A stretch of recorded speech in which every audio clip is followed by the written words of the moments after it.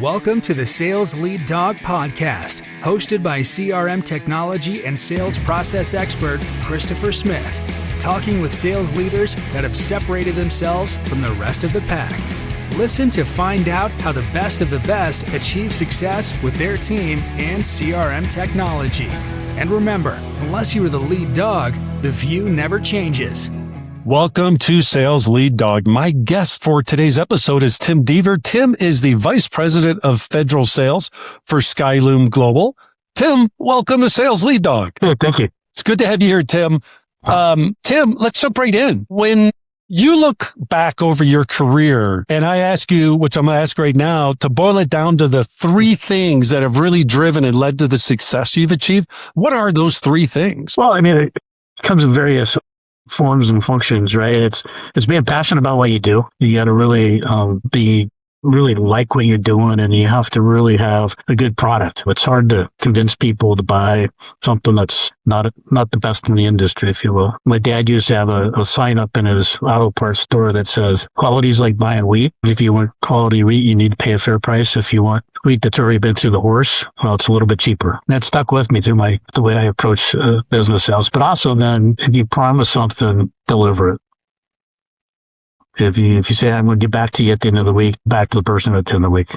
If you say, "I'm going to deliver this product by XYZ," make sure you can deliver by that time period. This industry is tough. Delays happen. Supply chain issues, other things that are unforeseeable. People forgive that as long as it's reasonable, and when you present it, you have a recovery plan. Don't come into a meeting and say, "Oh, sorry, we're going to be 6 weeks late." First question they're going to ask you, "What's your recovery plan?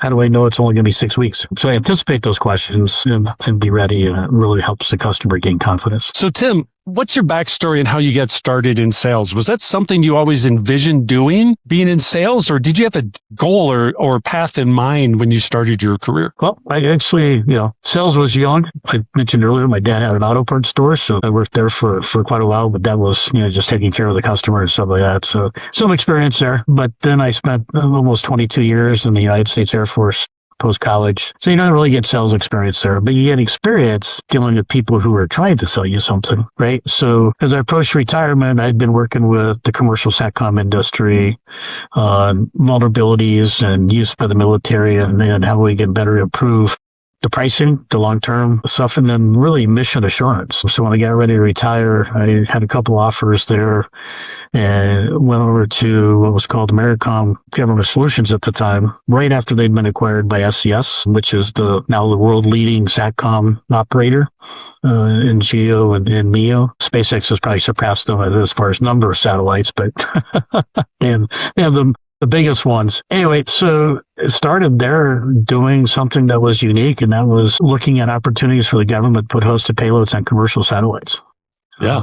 Were you scared? Did you have any trepidation going into these roles, leaving, after coming from a very successful career in the Air Force? How did it feel making that transition? Everybody approaches it differently, but if you find a good environment with good mentors, which I got lucky at SCS and had some good salespeople that kind of talked about the way to do some, as well as some great guys that had a lot of experience in the business development world. And I think we'll talk about a little bit about that later. That really kind of led you down the path of success. What were some of the key lessons that they taught you in those early days that you still are leveraging? I talked about a couple of them earlier. One was, deliver what you promise. I had a CEO at the time, too, that I had a little bit of program management experience on active duty. Nothing significant, but he was a believer. If you kill it, you eat it. So I became the program manager of the first project that we won, which was a $65 million program with, at then it was Space Systems Command now.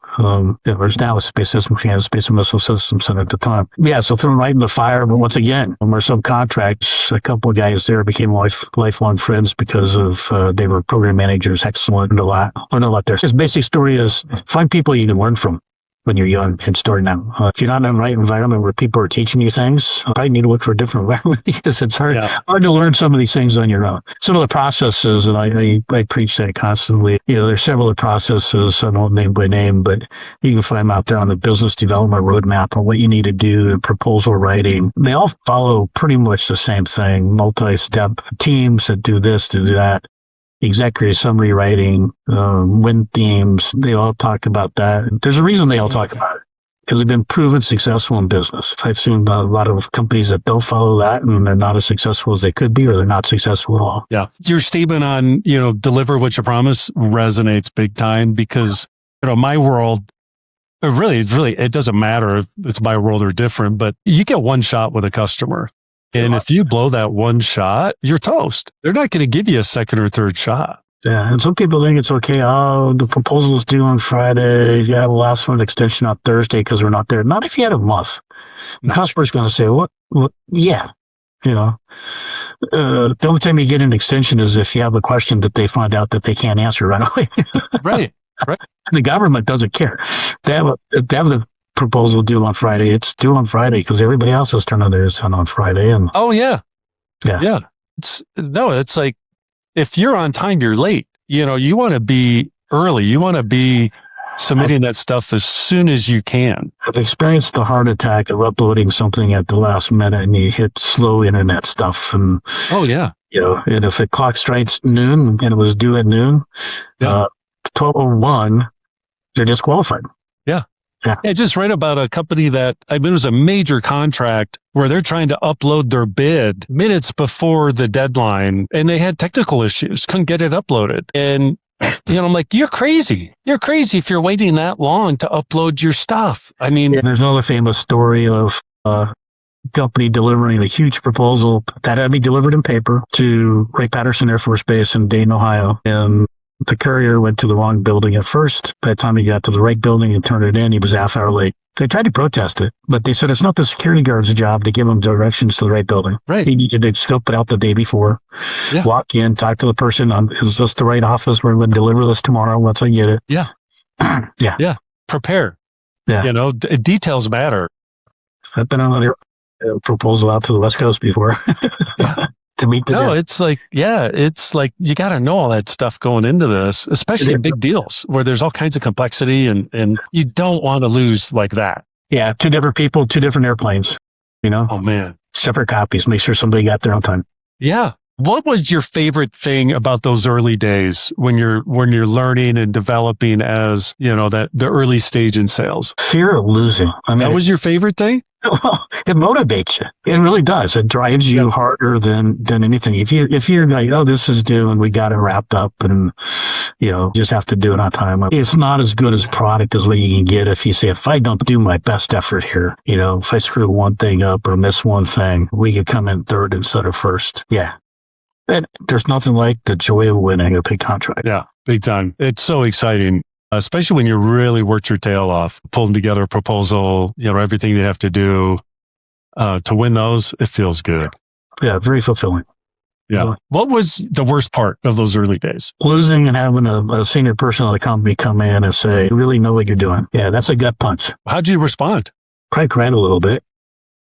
It's just, of course we know what we're doing. That's why you hired us. And, unfortunately, we'll learn from this. We'll get the feedback briefing in a couple of weeks and, come up with a plan of action to improve. Yeah. We all make mistakes. And the one thing I've learned early on is you have to own it. You absolutely have to own it. You may not survive, but at least you'll have their respect on the way out. And you may have a chance in the future. I saw one guy not survive when he didn't own it. Yeah. I tried to put the blame up the chain. Yeah.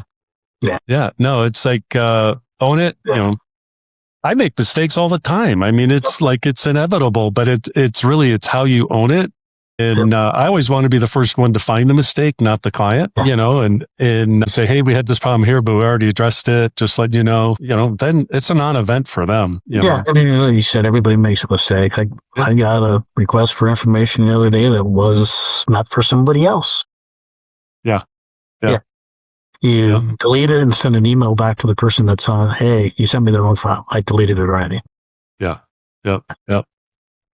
What keeps your fire in your belly as a leader? What motivates you today? I think kind of the same thing. The joys of winning, but also working proposal or other programs as a team, not only internal to your company, but also your subcontractors, or if you're working up with a prime, establishing those good relationships. And, like I said, I've made a lot of lifelong friends through, 3 months of working together. Right. Right. That's awesome. Talk about your transition into sales leadership. How did that happen?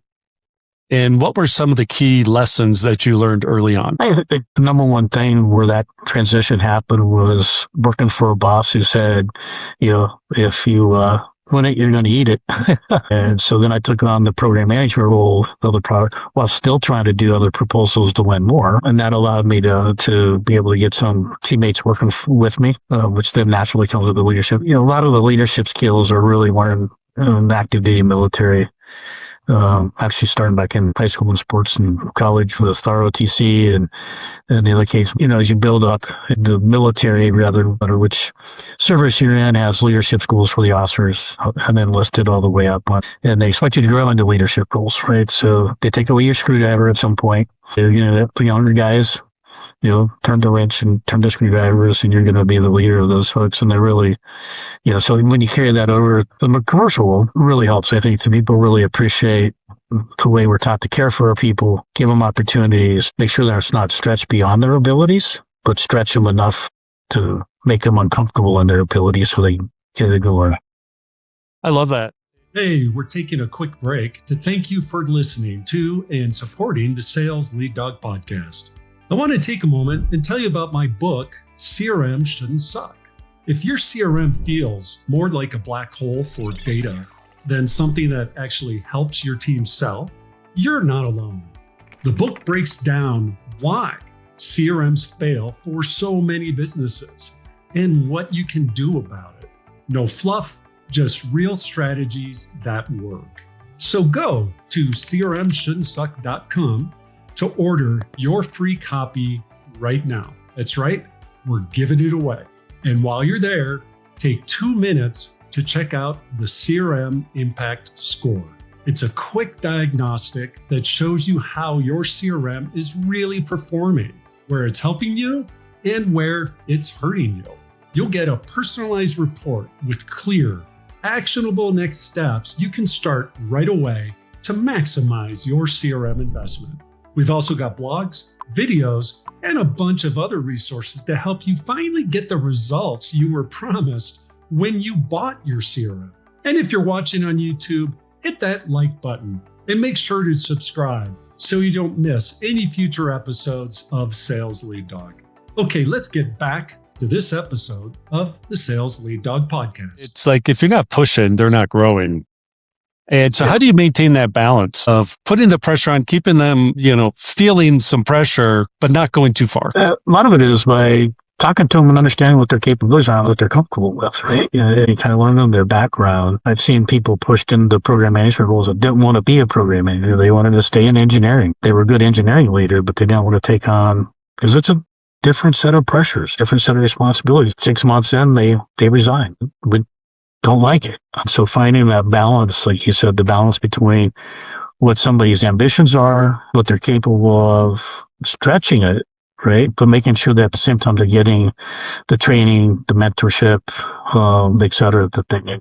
I've found that it's also, I've had to educate people that look, you need to talk to me. Like, I'm assuming if no news is good news, right? And so if you're in a situation where you're spinning your wheels or you just are feeling overwhelmed, you have to raise your hand. That's part of being an adult in the workplace. By being part of the team is you have to be willing to make yourself vulnerable enough to say, I need help. And and that's hard for some people. Yeah, it is, but also that was kind of like the 360 view, right? You're talking to not only them, but also the people that work for them. And you get caught onto some of the weaknesses really quickly when somebody says, hey, last week this happened, and you go, okay, make sure our mentoring sessions we'll discuss that. We're talking to the people they're working with on the outside. Right. And getting the customer feedback, I find is very helpful. Don't wait till the customer complains to get the feedback.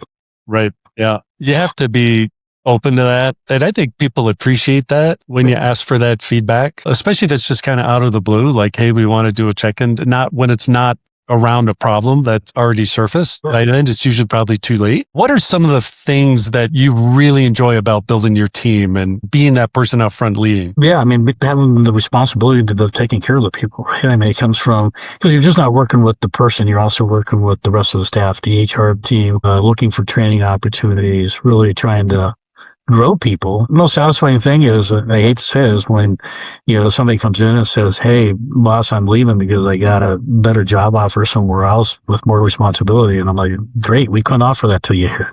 Yeah. Right? There's me and then the CEO and nothing in between. So unless you replace me, you gotta grow outside. And the fact that they hate leaving, but it's for their own growth. Yeah. I've had quite a few leaders on the podcast talk about that. And I think that's a wonderful thing because it's like your kids, eventually they're going to leave home and they're going to go on and start a separate life. To me, it reminds me of that. That's the goal as a parent, right? Yeah.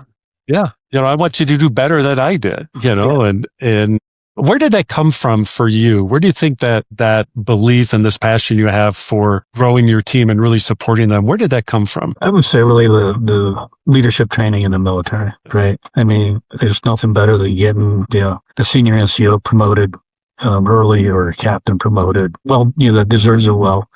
Or they have what they call a bootstrap program where you take a enlisted person that's doing it really well. Yeah. They go to college and get their education and become an officer. And I've seen, I was part of getting a couple of folks done where one of the guys, turn around and made 06 before he retired. Really great to see that those guys are able to do that. Oh yeah, that's amazing. That's amazing. That's one of the things. I think education is a key component of growth. That here at my business, we pay people to get trained. Yeah. And I just tell them, like, look, if we're not learning, we're not growing. It's not like the rest of the world is standing still either. Especially in technology, things are developing and changing so fast. You have to be constantly learning. What component does learning play in how you build your teams? Huge. I mean, I think if, we'll talk later about the best way you hold me, but LinkedIn has a lot of great opportunities there. And I'll send them articles of related technologies and related business development processes, articles all the time that says, hey, this is it's a 5-minute read, but full of information. And, you go up there, but also, looking for some of those classes that talk about business development tools and so forth. And that's where we're working with the HR team to come in. In most companies I've worked with, the HR guys are in charge of employee training. So making sure they have the budget, for several of the courses per year to send the folks off to, whether it's a PMP course or business development success courses, a little bit of technology courses sometimes. Also, I find sending people to conferences where they can walk around the exhibit floor and see what other people are doing in the industry you're doing is very helpful. I do love talking to people at conferences and just getting different viewpoints and perspectives on what's going on. It's been very beneficial to me in terms of just giving me insight into things that I had never considered before. Yeah. I mean, you learn a lot from the various things going on around how small a company is. Or I walked into an Army conference and went, "Well, I didn't realize that company was that big in the U.S." Right. But based on their exhibit size, you could tell they were making, they were big. And the number of people in the exhibit size, you see the big 5 primes being there, but then you see somebody else that's not so well known, and you're like, but also the little guys, on the technology edge, and are happy to talk to people about it.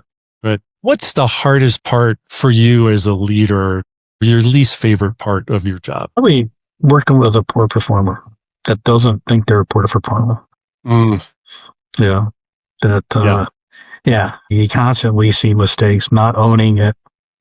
Always saying, "Well, I wasn't properly trained on that." Did you ask? Well, it goes back to your previous statement. Did you recognize your weakness and ask for help? You just got to say that you failed because nobody bothered to provide you the guidance here. Lack of accountability or just unwillingness to take accountability for things is pretty much a non-starter for me. I had a guy who, it was funny because didn't see the personality conflict, but it was there between the two people that worked together. One really wanted the other person to be put on an improvement plan. And I'm like, I just don't see it. So work with HR. Okay, let's come up with one, but I'm only going to put the person on the plan on who I talk to my boss, and we give him a different role in the company. I believe he's worth saving. I believe he's got great potential, but not working for the person he's working for now. There's something there. I can never put my finger on it. And that person went out to be pretty successful in our company and went off and did great things at NASA. Wow. So, yeah. So we have to give him the right environment. Yeah. You know what? That's so true in that, sometimes people they're just stifled where they're at and they need to, just a shift, some type of a shift to break them free. Yeah, I mean, it was something there. I just don't get it. But that person was worthless, and the other person will say my boss was worthless. And you got to recognize that and go, okay, no matter what I do, that's probably not going to work well. Yeah. Yeah, and it's certainly not getting the job done. Yeah. How do you maintain work-life balance in your role? Because I imagine it's pretty easy for you to work pretty much all the time if you really wanted to. Yeah, especially where you're in an unclassified environment. It's a lot easier, I think, if you work in a classified environment. But I also have had the luxury of working some for international companies for most of the time, my non-military career. But and they have hard rules. They're taking their 4 weeks of vacation, and and you can really learn from that when they go on vacation, not answering emails or not answering the phone. Right. Yeah. It is. So you prepare. Right? If you have to prepare, make sure somebody can handle the day-to-day stuff. It really only be bothered if there's an emergency. But the bad thing about being in the business development world is about the time you plan a nice 2-week vacation, a proposal will drop. Yeah. And be due while you're gone. Absolutely. It's one of those things though, like when you truly say, hey, I'm going to be gone for 2 weeks, you're going to find out how good your team is. Yeah. When you're not there to lead them on the day-to-day, whatever, you're going to find out how good your team is. I got brave last year and did an 11-day cruise to North Atlantic. Communication is better now thanks to SpaceX and Starlink. Right. Prior to that, there's no connectivity out there. You're above the geosynchronous satellite connectivity. You're around Arctic islands that don't have any comms. So, yeah, they have to get along without you. But you prepare for it, right? Make sure everybody knows your role, has their questions, and then your boss has to step up and be there to take on any stuff that you normally would. I have a friend that just decided, look, I have a goal 3 years from now. I want to take a year off and spend the year traveling the world with my husband. So she put a plan in place with her team. Like, I'm doing this. So let's figure out what we need to do to make this happen. She started training people up, started elevating, giving more and more responsibility, delegating more and more. So 3 years later, that Christmas, they had the Christmas party. She said goodbye. And for the next year, she checked in with them once a month for a 1-hour phone call. That was it. Yeah. They were on their own. Business grew 30% the year she was gone. Oops. That might say that we don't need you. Well, she owned the business. So, it's like, it's okay. She hired good people. And so that I'm like, so what? I had met her, when she came back, she had been back about 3 weeks when we met for coffee. And I'm like, how's it going? And she's like, Chris, she worked her way out of a job. She's like, but she's like, this is very exciting for me because now I can decide what I want to do next. So she went out and founded a second company that second company is crushing it. But that to me, it takes a lot of courage to do that, a lot of trust, but it also puts it on you as a leader to elevate your team and not make it all about yourself. Yeah, it goes back to what I was saying. Nothing great when you don't have to oversee things day to day. Like that. I think I've been kind of like, I've always been able to work for bosses who recognize the life-work balance. I mean, it all depends on what you call life-work balance. There's 12 to 14 hours a day, too long. It depends on what's going on, but, don't miss the kids' T-ball game. Unfortunately, in the military, I didn't quite have that luxury. I did end up getting deployed for a while and missing a set of birthdays and soccer games.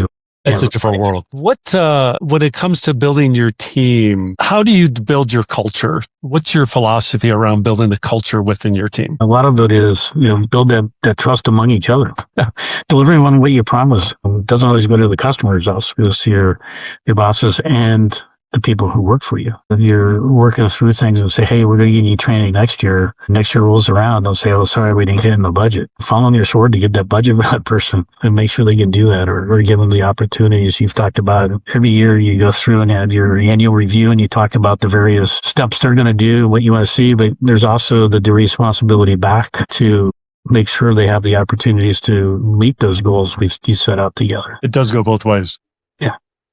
Tim, shifting gears, CRM, do you love it or do you hate it? It's an absolute necessary tool of a business development world. Now, there's various ways to use them, and you have to stay focused on what it is. Customer relationship management software, right? It tracks things. It allows you to, hey, I haven't contacted this guy in a month on this opportunity. It's time to pick up the phone and call him, or say, hey, come visit, or I'll come visit you. It's very helpful there to keep track, especially if you're tracking 500 opportunities. If you're tracking a dozen, you could probably do that in a spreadsheet. I don't like that at all because you can't set the reminders and so on. But it also, from a forecasting perspective, the bosses like it. You get the little display windows from the tools you set up that says, okay, here's the opportunities we see over the next year.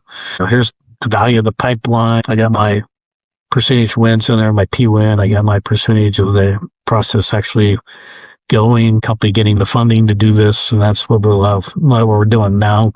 Yep. A lot of optical communication terminals are used in the proliferated low Earth observation, low Earth orbit constellations, but a lot of them aren't going to get the funding to actually go, and so you have to balance that. But it gives you a nice little forecast that you can track, and you can do bi-weekly, monthly updates as you go through, and it's good to go through the team and look at what their opportunities are and where they progressed on them.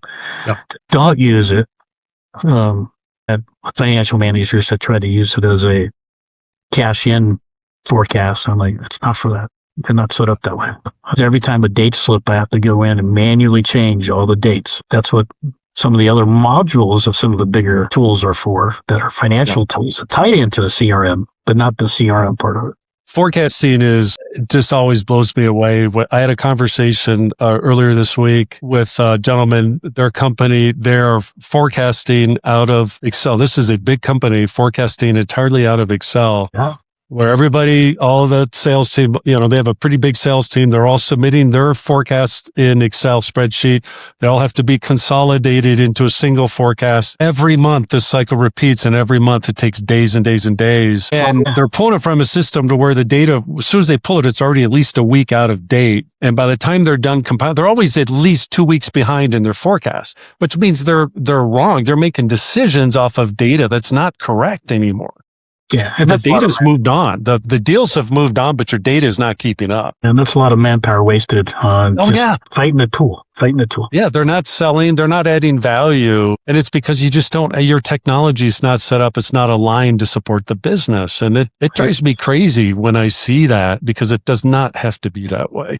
It's an important tool to business. There's a lot of good online, inexpensive CRM tools out there now that are very effective. But then there's the big ones that tie into the financial models and all that other stuff. So for bigger companies, bigger opportunities, those that not only do they tie into the pipeline, but then they transition over once you got the purchase order into supply chain orders, and then into manufacturing tools and stuff like that, track it all the way through to delivery, right? But if you're a smaller company, then the online tools, I have some favorites, but I'm not supposed to mention any. Yeah, no, I mean, there's some out there that are just fine, especially if people ask me all the time, what CRM is right for my business? And I'm like, there's so many factors that you have to consider. A lot of it's the size of your team. Like, I have people that are 1 to 2 people, and they're trying to implement this Cadillac of a CRM that it's like, no, that is complete overkill for the size where you're at in your life cycle. You might want to try to grow into that platform at some point, but right now it's not the right solution for you. And so I always picture, where you going to be 3 years from now? If you do everything you want to do with this business 3 years from now, picture that, and then buy a platform that's going to get you there and still work for you once you're there. Yeah. And there's some that have good transition into the bigger programs. And so if you do a little research, interview some of the sales guys, have them give you demos. Yeah. And then they all have support teams. There are a few if you want to grow. But like I said, there's some that are designed and made to be taken over by the bigger CRMs. Yeah. That if you switch, you can import all your data straight in and lose nothing. Yeah. Yeah. Well, Tim, we're at our time here on Sales Lead Dog for this episode. Yeah. I really appreciate you coming on and speaking with us and sharing your story. If people want to reach out and connect with you, what's the best way for them to do that, Tim? I'd say reach out and message me on LinkedIn. Yep. They stay pretty up to date. I have a lot of connections out there, so reach out, look it up, connect. Unless you look like, sound like somebody that might be spying or from another country, I'll connect. May not take those ones, but yeah. I do screen and look a little bit at your profile when you want to connect and make sure you have some experience that's relevant. Good deal. So Tim Deaver's his name. Find him on LinkedIn. You can get his specific link to LinkedIn in our show notes at impellercrm.com/sales lead dog, where we get not only this episode, but all our, I think about 200 episodes now of Sales Lead Dog. So be sure to check that out. Be sure to subscribe. We appreciate that. So you get not only this episode, but all our future episodes of Sales Lead Dog. Tim, thank you again for coming on Sales Lead Dog, and welcome to the Sales Lead Dog Pack. Thank you. It's been enjoyable and fun. Thanks for the memories. As we end this discussion on Sales Lead Dog, be sure to subscribe to catch all our episodes. On social media, follow us on LinkedIn, Facebook, and Instagram. Watch the videos on YouTube, and you can also find our episodes on our website at impellercrm.com/Sales Lead Dog. Sales Lead Dog is supported by Impeller CRM, delivering objectively better CRM for business, guaranteed.